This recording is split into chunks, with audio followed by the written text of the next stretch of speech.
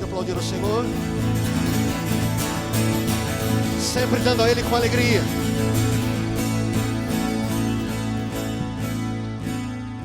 Pode sentar-se em nome do Senhor Jesus.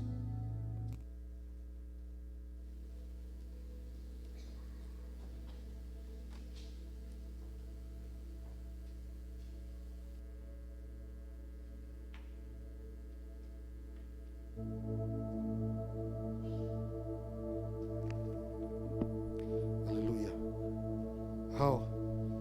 Aumenta para mim, por gentileza. Isso, meu querido. Obrigado. Tudo na paz, meus amados?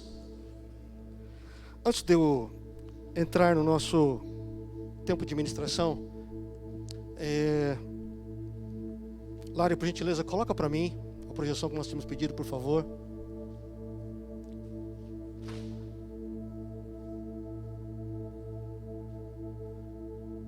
Conferência missionária em novembro de 2019, aqui na igreja. Nós vamos ter o mês de novembro, talvez um mês que nós nunca tivemos nesta igreja por quase 20 anos. Nós temos alguns ministros que nós vamos estar recebendo durante todo o mês de novembro. Pastor Alain, o iniciador de uma obra chamada O Sertão Clama, um trabalho que tem crescido rapidamente no sertão, trabalhado pregando o evangelho, construindo igrejas no sertão nordestino. Pastor Marcos Dan e Abner, seu filho, que acabou de chegar do Oriente Médio também. Pastor Marcos com uma vida extensa sobre missões, vai estar aqui com seu filho para poder ministrar a nós no segundo domingo de novembro. No terceiro domingo de novembro vai estar o pastor Claudio Honor, um homem que tem visto a mão de Deus, a bênção de Deus sobre a vida dele e seu ministério, pelo simples fato de aprender a abençoar financeiramente obras missionárias. Portanto, vai ser um mês em que nós vamos ser muito desafiados. Nós vamos ter um momento que eu acredito ser muito importante para nós como igreja. E eu já quero te despertar e te desafiar aqui, desde já, para que você se prepare para esse tempo. Será um tempo de poder, de graça, de mover de Deus neste lugar. Eu não tenho nenhuma dúvida quanto a isso. Será um tempo de cura, de libertação. E por isso nós estamos aqui já antecipando para que você se prepare para trazer alguém que não conhece Jesus. Amém. Amém, meu querido? O nosso desafio durante esse mês de novembro é orarmos por pessoas que não conhecem a Cristo e fazer um convite para elas estarem neste lugar, porque eu tenho certeza que Deus vai falar de uma maneira muito, mas muito especial. Então eu quero que você guarde essas datas e certamente que você também se comprometa com a vida de alguém para trazer este lugar e nós podermos ver a mão de Deus trabalhando em favor destas vidas. E certamente nós vamos estar sendo estimulados, vamos estar sendo abalados aí pela palavra de Deus, pelas experiências desses homens e acima de tudo por aquilo que Deus quer revelar para nós neste lugar, quanto à nossa vida de evangelismo, de missões, em nome do Senhor Jesus. Amém. Amém, meu querido? Prepare-se. O mês de outubro, semana que vem, eu começo a desafiar a igreja a nós estarmos num mês, 30 dias de oração e jejum, para vermos a mão de Deus neste lugar de uma maneira muito especial, em nome do Senhor Jesus. Amém? Abra sua Bíblia no livro de Isaías, primeiramente Isaías 66.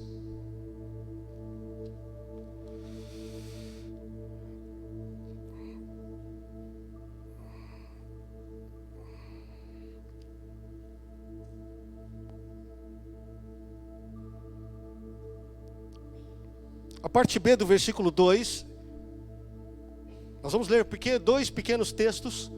O primeiro é Isaías 66, versículo 2. Na parte B diz assim, Deus falando: a este eu estimo, ao humilde e contrito de espírito, que treme diante da minha palavra.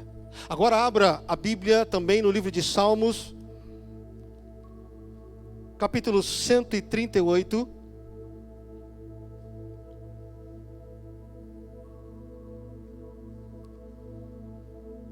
no versículo 6, que diz assim: embora esteja nas alturas, assim escrevendo o salmista, o Senhor olha para os humildes e de longe reconhece os arrogantes. Ore comigo. Pai, obrigado por esse tempo com a Tua palavra e permita que a nossa vida neste lugar não perca nada do que o Senhor quer revelar e trazer para nós. Nós queremos ouvir aquilo que vem direto do Teu coração. Seja a minha vida apenas um canal para isso. E da mesma forma eu me coloco disponível, não só para ministrar, mas para receber também. Junto à Tua igreja, Pai Santo, nós somos vidas que precisamos ouvir a Tua voz. Fala o que Tu queres, a quem quiseres, Pai. É o que nós te pedimos esta noite, em nome santo de Jesus. Falando sobre como viver melhor, eu quero falar sobre um tema chamado humildade. A humildade, ela tem sido uma das virtudes mais importantes em tempos de competição, de vaidade, de individualismo e de violência. Ser humilde precisa passar pelo caminho da humilhação. E para muitos, isso é inaceitável. Acredita-se piamente que a humildade seja ou faça parte apenas do perfil de pessoas bobas, tolas, ingênuas, sem malícias. Pessoas que pertencem a uma ala dos simplórios. Assim que o sistema lá fora acaba olhando as pessoas humildes. Humildade não é um valor no mundo, mas simplesmente um ato de pessoas simples.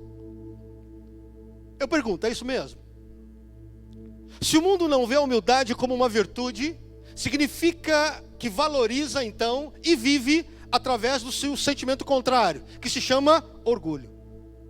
Para conseguirmos enxergar a humildade como virtude importantíssima, eu vou precisar tocar primeiro na questão do orgulho. E a primeira questão com que lidamos é que este sentimento, ele não diz respeito, escuta bem isso. Ele não diz respeito somente a quem não conhece a Cristo. Ele diz respeito a todo ser humano, seja ele filho de Deus ou não.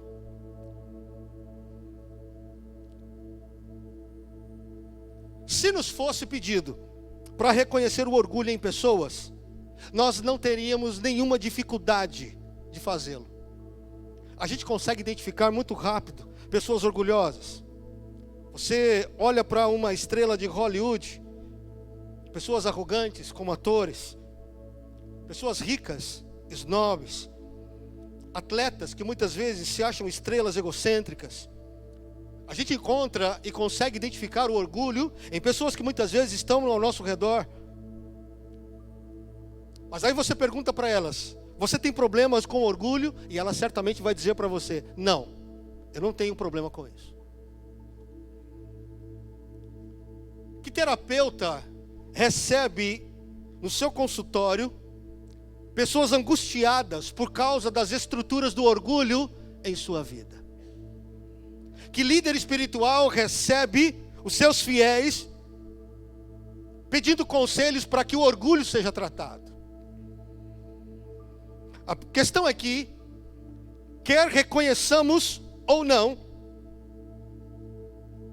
a sua desagradável presença, o orgulho ele se esconde no coração humano de cada um. É um agente corrosivo, penetra a natureza caída e ele é capaz de corroer a nossa alma se não for detectado e removido. Muito se fala nas escrituras a respeito de orgulho, seja usando essa palavra ou as suas variantes. Há muitas outras palavras para falar de orgulho, como presunção, altivez, vaidade, soberba, enfim. Está repleta de conselhos. A palavra de Deus, ela está repleta de histórias ensinando, alertando sobre a relação do ser humano com esse sentimento e como ele é enganador. Como é que a gente perde quando a gente se envolve com ele? Como que a gente é vencido, derrubado, por vezes massacrado por conta do orgulho? O orgulho ele é considerado a mãe de todos os pecados. Porque se pecado é uma ação rebelde contra Deus, certamente qualquer pecado, ele se inicia com o ato de desprezar Deus a respeito do que está se cometendo de errado.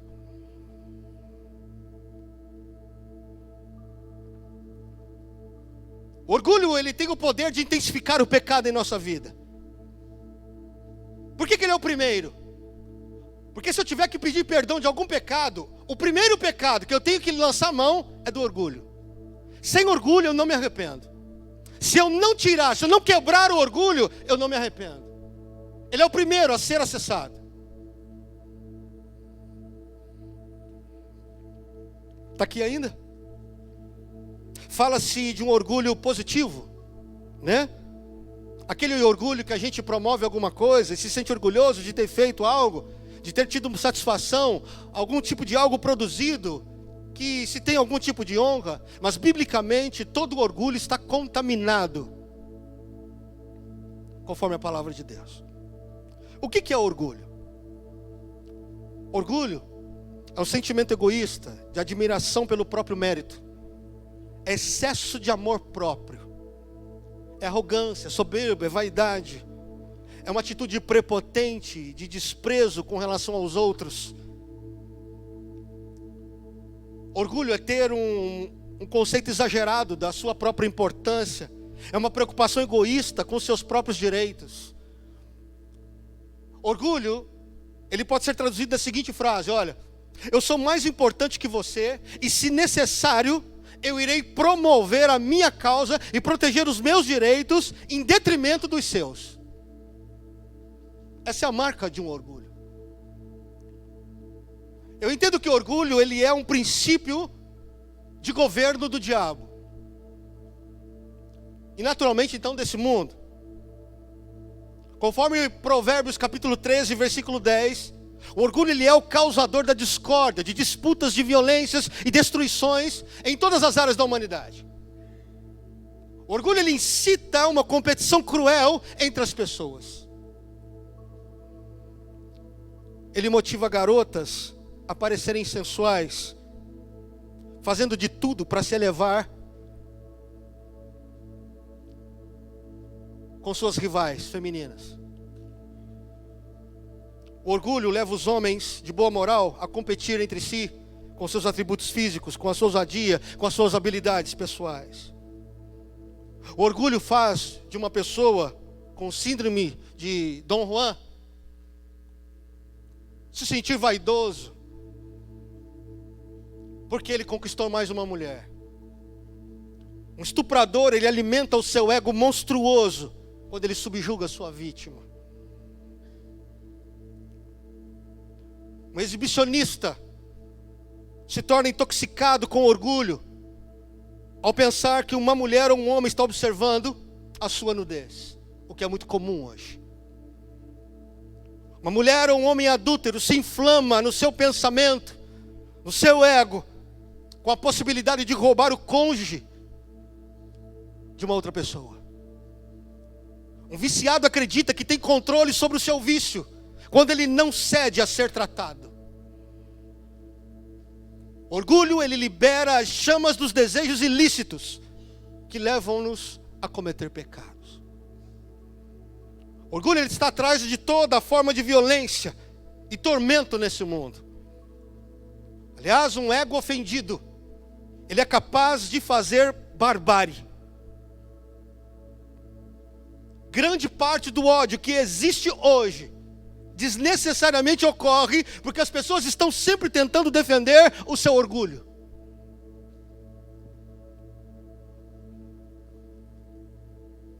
Sem dúvida, o orgulho, ele tem causado mais problemas, conflitos, sofrimentos, desgostos neste mundo do que qualquer outra característica humana. As pessoas com orgulho estão sempre com essa característica, exaltando-se na medida do possível em detrimento do outro, protegendo o que é seu. O que é isso? Orgulho. Outra coisa que nós precisamos entender sobre isto Orgulho, ele é um problema de todos. Todos nós, olhe para mim.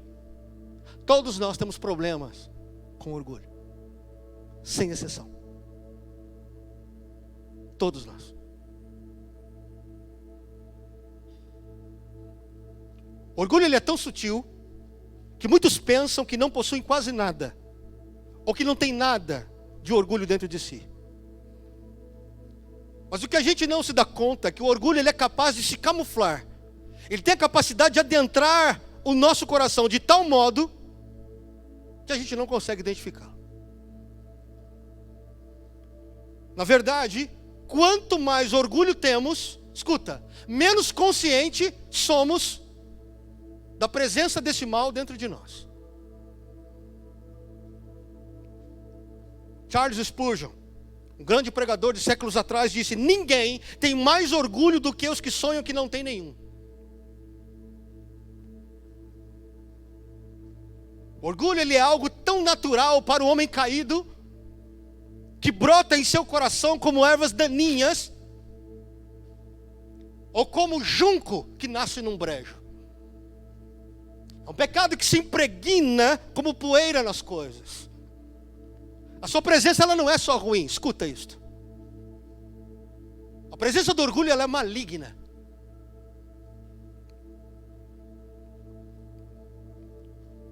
É o tipo de questão que quando você tenta domar, que quando você tenta destruir dentro de você, e quando você acredita que você está, definitivamente você venceu esse problema, daqui a pouco vem ela e aparece outra vez. Ou seja, orgulho é um pecado com 1000 vidas.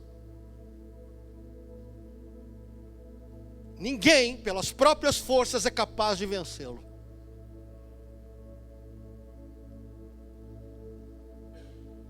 Essa é a razão do combate, então. Se o orgulho é tão impregnante e indomável no coração humano, para que a gente vai lutar contra ele? Se ele é tão forte assim, a gente não pode vencer sozinho, por que eu vou batalhar contra isso? Por que entrar no combate no qual somos, que certamente já seremos derrotados? Primeira coisa que eu preciso dizer para você, essa é uma avaliação derrotista que a gente pode ter.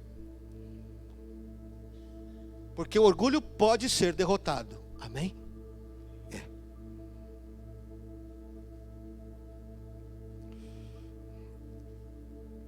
A razão pela qual essa batalha precisa acontecer, a razão pela qual a gente precisa lutar contra o orgulho em nossa vida, escuta, é porque o orgulho, ele é a própria natureza do mal em nós.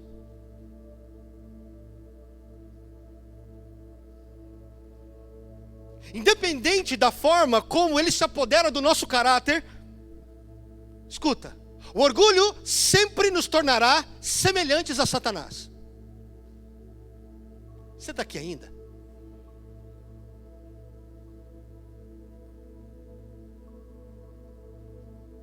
Essa é a gravidade da gente olhar para o nosso orgulho e achar que não tem nenhum problema. Quando nós somos chamados a aceitar a Cristo e andar com Ele, o nosso desafio é deixarmos de andarmos segundo este mundo para andarmos segundo o reino de Deus. Você pode dizer amém para isso? Quando a gente recebe a Cristo, é porque a gente deixa de andar segundo o nosso coração para andar segundo o coração de Cristo. Então lembremos, nós temos uma luta constante nesta vida. Por mais que tenhamos vencido algum pecado em nossa vida, escuta, este pecado chamado orgulho será sempre um desafio para nós, sempre. Então andar com Jesus é assumir um combate. Reconhecer que a gente tem orgulho, começa por aí. Segundo, assumir que a gente não pode vencer sozinho, e não pode. E terceiro, eu e você precisamos aprender a decidir pela batalha de cada dia para vencer esse sentimento maligno. A boa notícia, Jesus é a nossa esperança. Então eu pergunto, faz sentido o orgulho?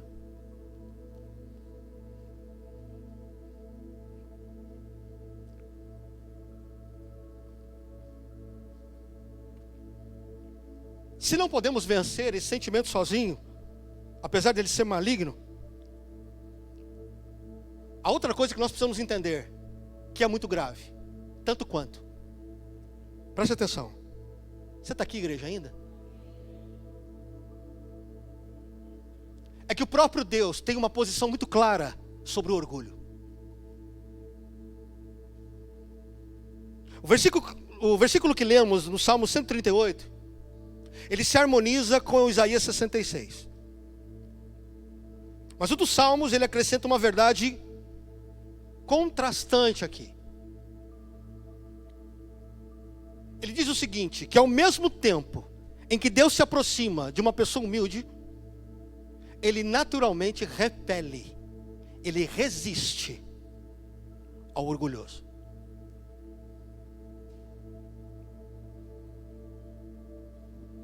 Então escuta o que eu vou dizer. Não tratar o orgulho pode nos levar para longe de Deus. Você está aqui ainda? Eu fiquei me perguntando por que Deus é tão radical com o homem quando se trata do orgulho. E a resposta que eu encontrei é que quando a gente decide pelo orgulho, escuta, no fundo, nós estamos decidindo, escuta bem, ser Deus.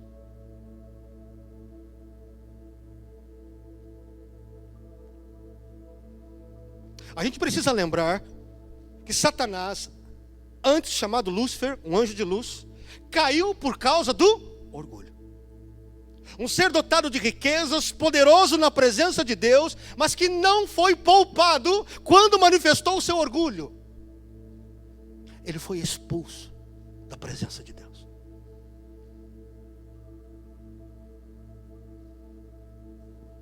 C.S. Lewis,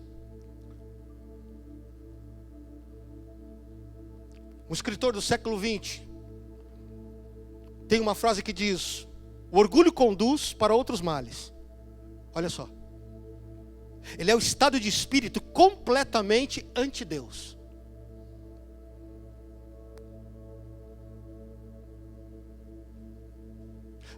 A opção de querer permanecer numa tendência soberba e de desacato a Deus é impensável para qualquer cristão que está em Cristo. Orgulho nos afasta de Deus. E se ele crescer, vai nos expulsar da presença de Deus. Não há como estar com Deus e lá no fundo ainda nutrir no coração um sentimento de ser o próprio Deus. No fundo, orgulho é isto.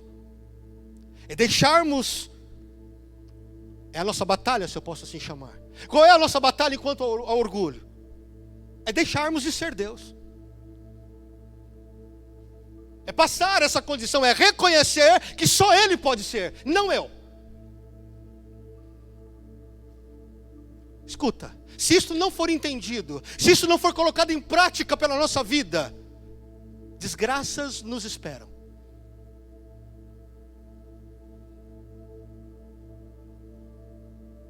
Então eu pergunto de novo: que razão tem o pecador para sentir orgulho?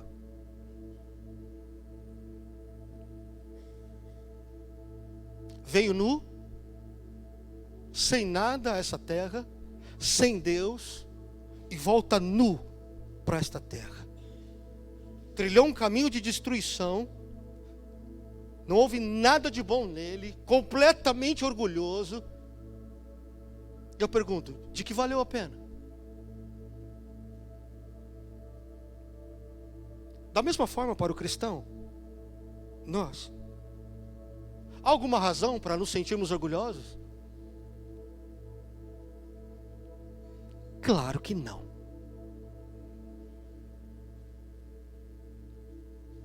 O que você é hoje em Jesus? O que você conseguiu hoje em Cristo? Quais as bênçãos que te alcançaram enquanto você caminha com Cristo? Quanta mudança, quanto poder, quanto mover, quantos milagres. Nunca foi por nossa causa. Nunca foi mérito nosso. Tudo foi pela graça dele.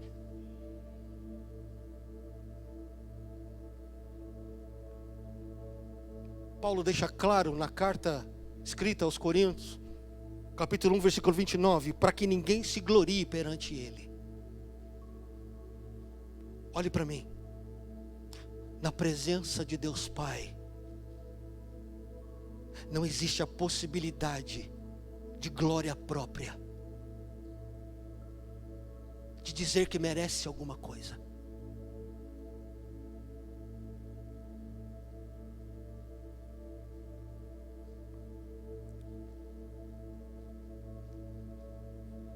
Entende a gravidade do orgulho? Entende a gravidade desse sentimento no coração?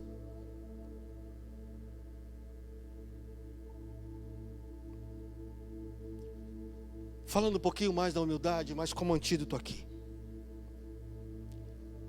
Porque quando a gente olha para Deus, quão diferente é do mundo o reino de Deus.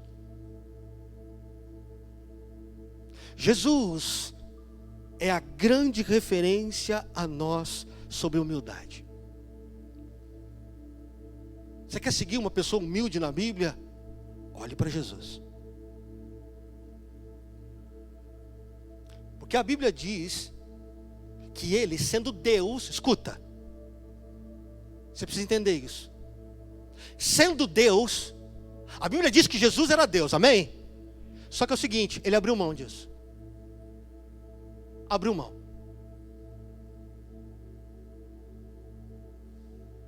Estava na glória, abriu mão disso.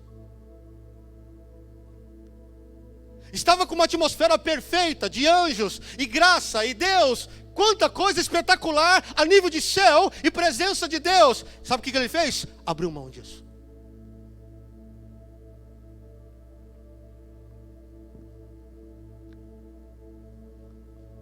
Sendo Deus, abriu mão da sua condição e assumiu-se como homem. E na condição de homem, escuta, Jesus nunca ostentou nada. Nada. Nada.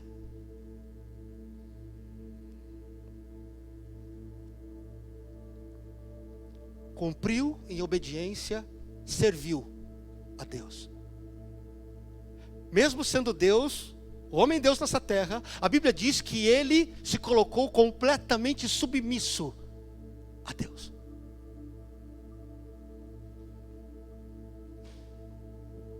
Por fim ele morreu, culpado, quando não tinha nenhuma culpa. Morreu morte de cruz, uma morte maldita. Por qual razão? Abriu mão de tudo para colocar eu e você como prioridade.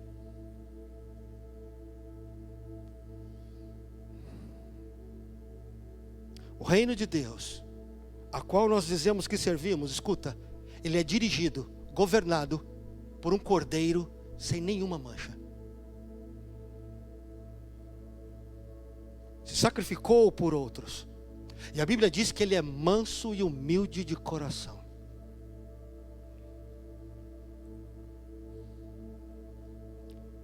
Sabe o que a gente aprende com isso? Que aqueles que andam com Cristo precisam definitivamente mudar a mentalidade.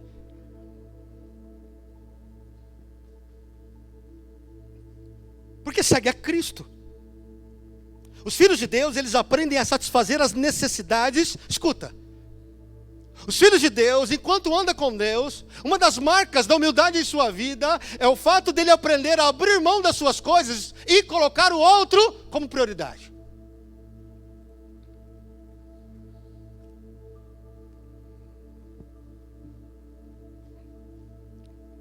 Está aqui ainda? A forma de vencermos o orgulho, escuta, é exercendo a humildade.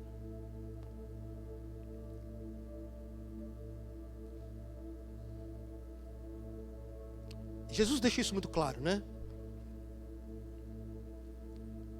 Nos evangelhos ele diz assim, certa vez: quem quiser vir após mim, negue-se. Negue-se. Diga não ao seu orgulho. Tome a sua cruz e então você poderá me seguir.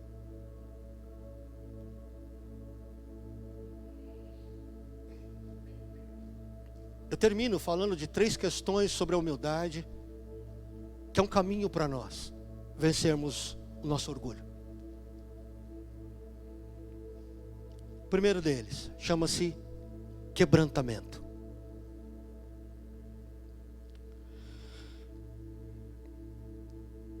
Um filho de Deus, ele tem pouca utilidade no... O que eu estou falando é um pouquinho sério, é até pesado. Mas escuta o que eu vou te dizer. Um filho de Deus, ele tem pouca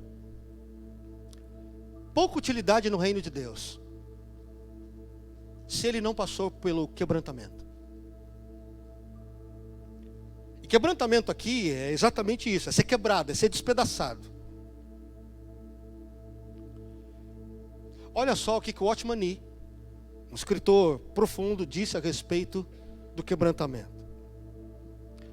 Para quebrarmos nossa vontade, Deus deve nos derrubar com um forte golpe, até que nos prostremos no pó e digamos: Senhor, não ouso pensar, não ouso questionar, não ouso decidir por conta própria. Em todas as coisas, eu preciso de Ti. Você parou para pensar na frase ou não? O que é tomar um golpe de Deus?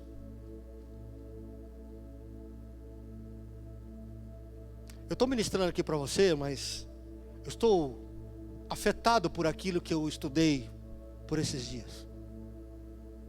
Estou completamente incomodado.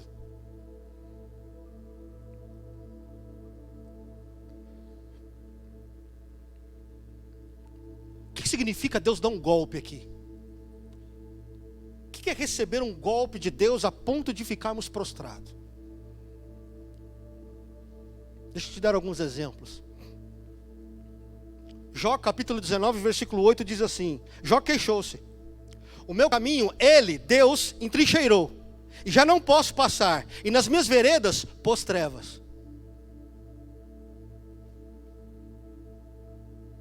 Quem pôs trevas no caminho de Jó?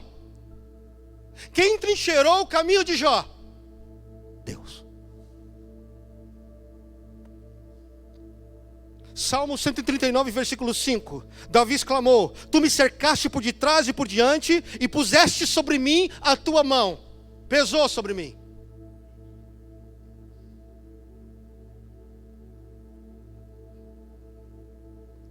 Jeremias, em Lamentações capítulo 3, versículos 7 e 9. Cercou-me de uma sebe e não posso sair, agravou os meus grilhões, fechou os meus caminhos com pedras lavradas, fez tortuosas as minhas veredas. Quem fez isso? Deus.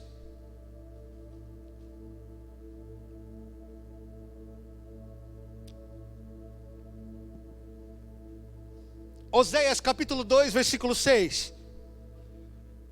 Por causa da falta de fé de Israel, o Senhor declarou: portanto, eis que cercarei o teu caminho com espinhos, e levantarei um muro de sebe para que ela não ache as suas veredas. Caminho de espinho.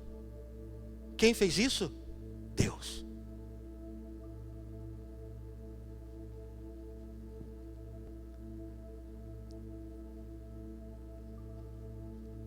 Por vezes, olhe para mim, a gente precisa ser golpeado por Deus.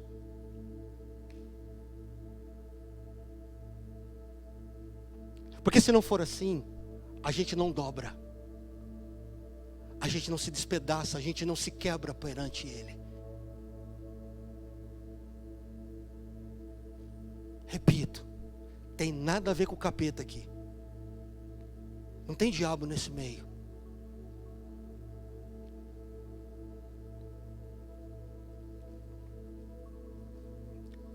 Por vezes o nosso coração, ele começa a se distanciar de Deus de tal forma, ele começa a ficar tão inflado, tão cheio de si, que não resta outra alternativa para Deus a não ser o quê? Ei, para aí, você não está entendendo nada. Você está aqui ainda?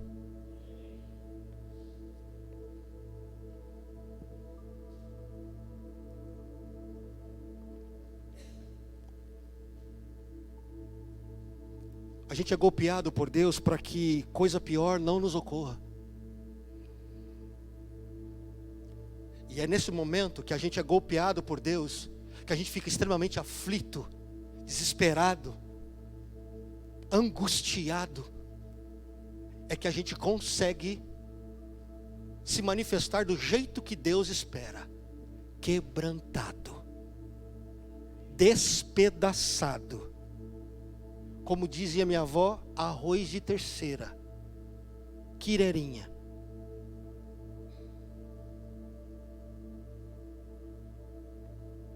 Isso já te aconteceu? Não precisa dizer.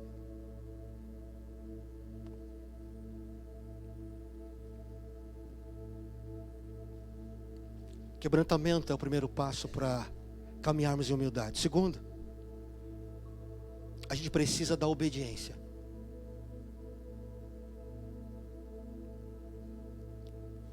Obediência diz respeito a abrirmos mão de uma postura rebelde. É da gente entender de uma vez por todas que quem tem o melhor para mim, quem pode ter o melhor para a minha vida é só o Pai. Está difícil hoje, irmãos? Amém? É que nem casamento. Não é assim? Uma mulher pode tentar viver a sua vida sem uma pessoa do lado, sem um marido do lado, pode tentar conduzir a sua vida sozinha, pode ganhar e tentar a sua independência, isso é completamente normal. Mas quando ela opta por um casamento, ela sabe que ela vai ter que abrir mão de algumas vontades para estar junto com aquele que tem mais uma vontade. E casamento só dá certo assim. Sim ou não, casados? Sim também, bem grande. Sim! Sou eu, irmão. Sou eu aqui, ó. Sim, grande mesmo. Tem coisa que eu quero fazer do meu jeito, da minha forma. Meu Deus, tem vezes que passa na nossa cabeça. Por que eu casei essa hora? Tem uma hora assim que você fala assim, né? Nesse momento, por que eu casei? Ou a hora que eu fui casar. Porque é a hora que você quer fazer a coisa sozinho. Mas você não pode. Sabe por quê? Tem mais alguém da qual você assumiu um compromisso para estar junto e fazer a coisa dar certo. Vamos transformar isso agora para nós. Eu e você somos a noiva. E se eu quero uma intimidade com o meu Deus, que é o noivo, preciso andar em concordância, ao ponto dele dizer o seguinte: filha, amada minha, é assim. E eu como noiva vou dizer o quê? Sim, Senhor, é assim. Não é mais a minha vontade, é a nossa. Funde-se a vontade de tal forma que não é só mais a minha se torna a vontade do outro. Isto é obediência que nos leva por um caminho de humildade.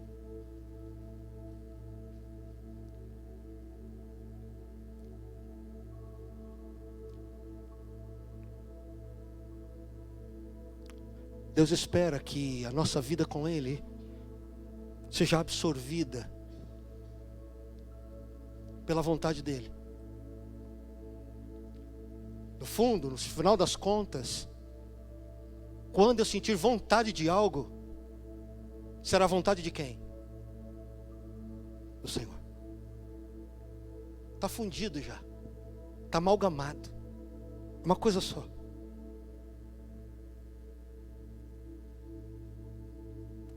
Amém até aqui? Terceiro e último. Submissão.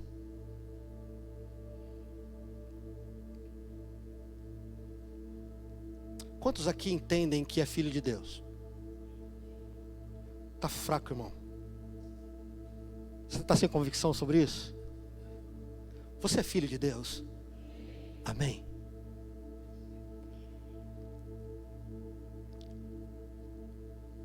Quando a gente fala de submissão, a gente fala de senhorio. Do Deus que é Senhor sobre nós. Por vezes eu me dou conta de que a gente gosta muito da ideia de ser filho. E quem não gosta, né? De saber que tem a bênção de ser filho de Deus. A gente ama ser filho. A gente ama os privilégios de ser filho. Sim, até aqui?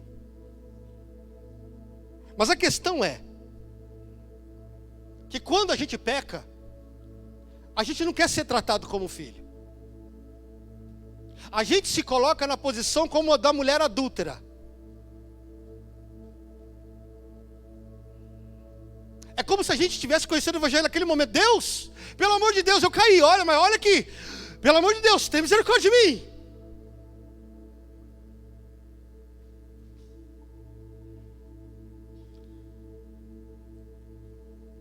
Quando um filho falha, quando ele faz arte,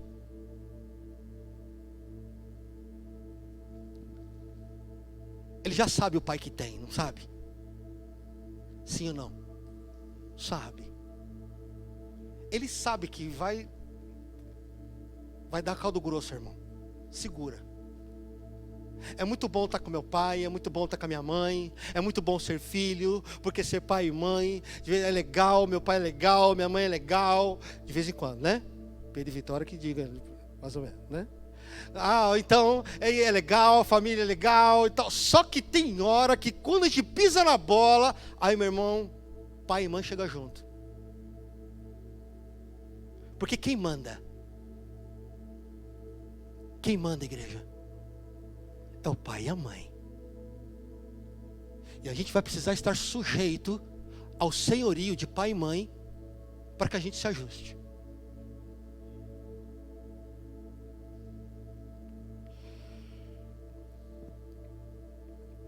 Parece que quando a gente falha, a gente não reage como o filho que reconhece o pai. E no fundo a gente sabe que precisa se arrepender. Porque filho que ama pai e mãe, ele sabe disso. Quando ele pisa na bola, ele sabe que a primeira coisa que ele tem que fazer é o seguinte: preciso pedir perdão para meu pai e para minha mãe. Eu falhei. E se ele me propor algum tipo de castigo, eu vou ter que me submeter.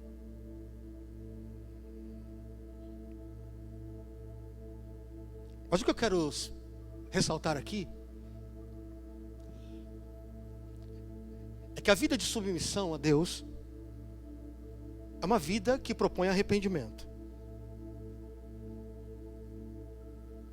Escuta o que eu vou te dizer. Quando você, quando eu, quando nós nos submetemos a Deus, diz assim: Senhor, daqui para frente tu governas, tu mandas, tu guias a minha vida. A primeira coisa que o Espírito Santo faz é trazer luz ao coração. Sabe por quê? Porque ele vai começar a mostrar tudo que está ruim dentro da gente.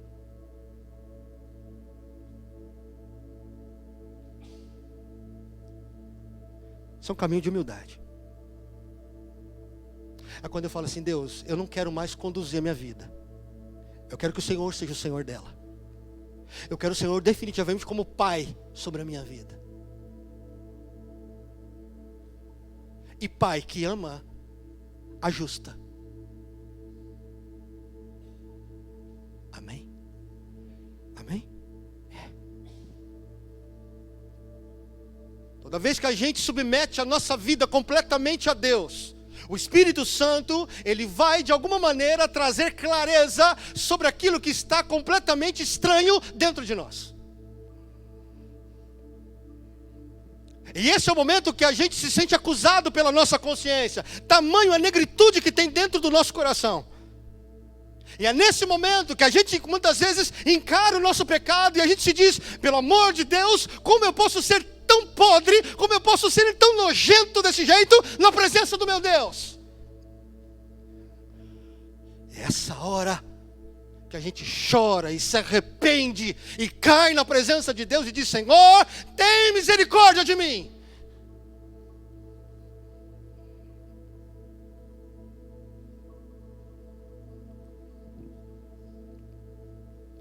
Porque no fundo, não dá para servir a dois senhores. Ou eu abro mão de mim e sirvo a Deus, ou eu vou continuar servindo a mim mesmo como Deus. Você está aqui ainda?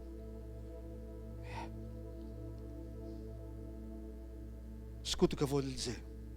Eu fecho.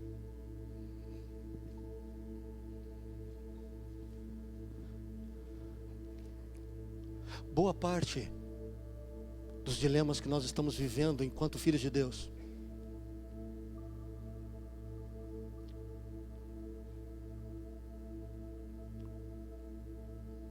a fonte do problema está aqui.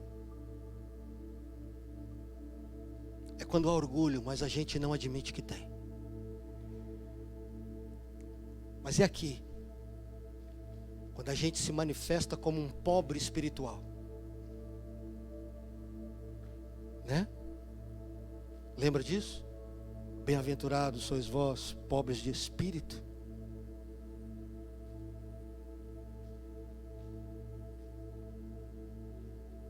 É assim que Deus quer que a gente ande na presença dEle. Para cada movimento da vida, para cada dia que nasce, para cada oportunidade que eu tenho de trabalhar, de ganhar, para cada oportunidade que eu tenho de ter a minha família, para cada oportunidade que a vida me tem permitido ter, todo santo dia, não é mérito meu, é porque Ele, o Senhor, está no governo. Eu fecho dizendo para nós aqui esta noite, porque vale a pena combater o orgulho. Porque assim Deus é exaltado dentro de nós. Existe um trono no seu e no meu coração, que não pode ser eu que estou sentado nele.